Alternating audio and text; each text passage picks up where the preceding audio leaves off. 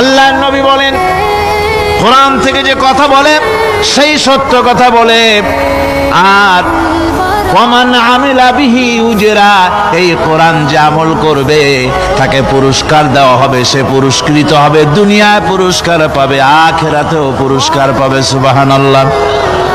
ওয়ামান হাকামা বিহি আদালা, আর কোরআন থেকে যে বিচার ফয়সালা করবে সেই কেবলমাত্র সঠিক সুষ্ঠু বিচার কায়েম করবে, সোশ্যাল জাস্টিস সেই করতে পারবে, সুবিচার জাস্টিস কায়েম সেই করতে পারবে।